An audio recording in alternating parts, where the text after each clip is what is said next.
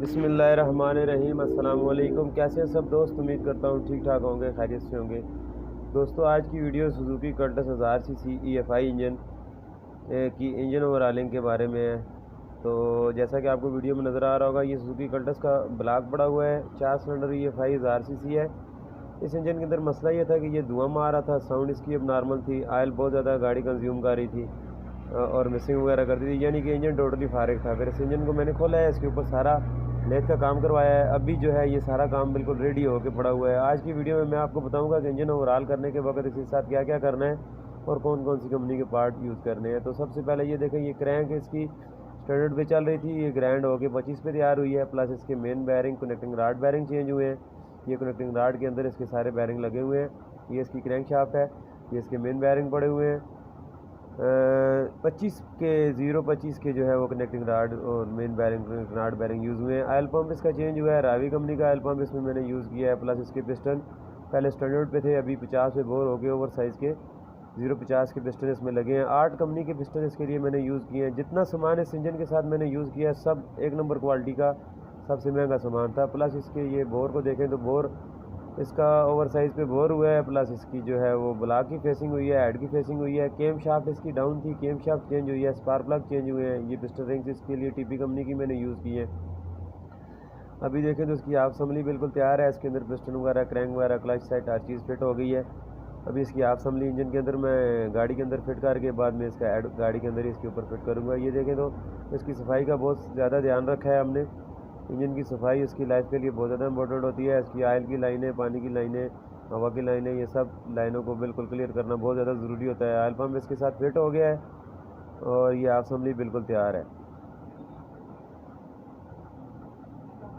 इसकी चैम्बर की सीलिंग अगर देखें तो बहुत अच्छे तरीके से किया है मैंने। और ये देखें इसका अभी हेड भी फेस हुआ है, हेड के अंदर वाल नहीं लगे हैं। हेड की केम शाफ्ट चेंज हुई है, केम शाफ्ट डाउन थी जिसकी वजह से इसका साउंड जो है बहुत ज़्यादा नॉर्मल था।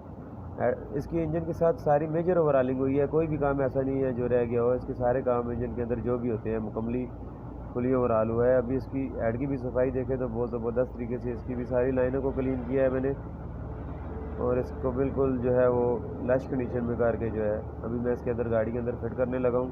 हाफ असम्बली ऑलरेडी गाड़ी के अंदर फिट हो चुकी है। जो जो कंपनी के पार्ट्स इसके लिए यूज़ किए हैं वो भी वीडियो के एंड में मैं बताऊंगा आपको, और इस पर कितनी कास्ट आई है ये भी एंड पे जाके सारी बातें आपको बताऊंगा। अभी इसकी हाफ असम्बली देखें तो रेडी है, इसके ऊपर गैसकेट रखा हुआ है। अभी इसके ऊपर हेड फिट करना है। और अभी देखें तो आपकी वीडियो में मुकम्मल इंजन जो है वो स्टार्ट खड़ा है, हर चीज़ इसकी फिट हो गई है। मुकम्मल प्रोसेस में वीडियो नहीं बना सकता क्योंकि काम मैं खुद करता हूँ, मेरे साथ कोई ऐसा बंदा नहीं है जो कि काम करे और मैं उसकी वीडियो बनाऊँ। लेकिन ये है कि मैं अपनी वीडियो में पूरा निचोड़ निकाल के पूरा बता देता हूँ कि इसके ऊपर ख़र्चा क्या आया है और इसके साथ कौन कौन से पार्ट्स यूज़ हुए हैं और इसके इंजन के अंदर क्या क्या काम हुआ है।